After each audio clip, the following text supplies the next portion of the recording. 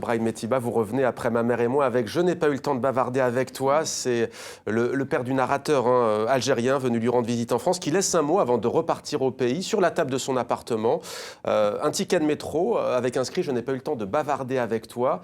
Le fils va alors prendre ce ticket de métro et parcourir Paris, la proche banlieue puis Paris. Il va prendre le bus. Durant ce trajet, il va se questionner, il va mener seul un impossible dialogue avec son père. C'est une quête de quoi, au juste, ce périple dans Paris, Brahim Metiba?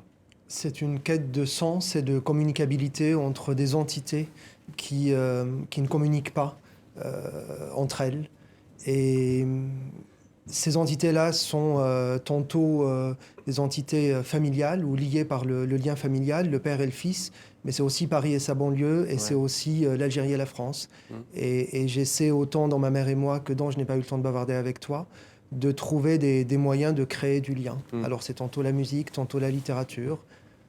Voilà. Alors, on voit des jeunes qui essaient justement, on disait tout à l'heure dans le film À peine jour et de sortir à travers un groupe de rock du carcan familial. Vous, à travers l'écriture, justement, vous vous rattachez à cela, à la famille, aux racines, à ce dialogue au fond impossible. C'est l'écriture qui vous permet justement de tenter de trouver les mots qu'on ne peut peut-être parfois pas dire dans la vie? Oui, tout à fait. L'écriture sur le plan du récit déjà permet de créer un lien qui n'est pas toujours visible dans la réalité.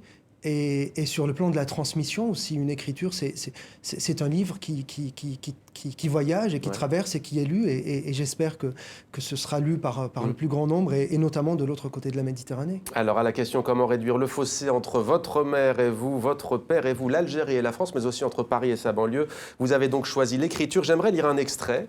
C'est page 35, vous écrivez « La peau blonde et les yeux clairs sont l'idéal esthétique des Algériens, hommes comme femmes. Les Algériens n'aiment ni leur langue ni leur physique. Comment peut-on construire un pays quand on n'aime ni sa langue ni soi? À quel moment l'Algérien a-t-il basculé d'un être fier d'avoir libéré le pays à un être complexé et ne sachant pas quoi faire de ce même pays? C'est très incisif. Oui, j'essaie de questionner la crise que traverse l'Algérie, une crise culturelle qui se traduit notamment par un problème vis-à-vis de la langue. Je trouve ça problématique que l'arabe n'ait pas réussi à s'implanter en Algérie, et que le français continue d'exister, mais peut-être pas de façon suffisamment présente. Bref, je trouve ça problématique sur le plan de la langue d'être entre deux, et de ne pas...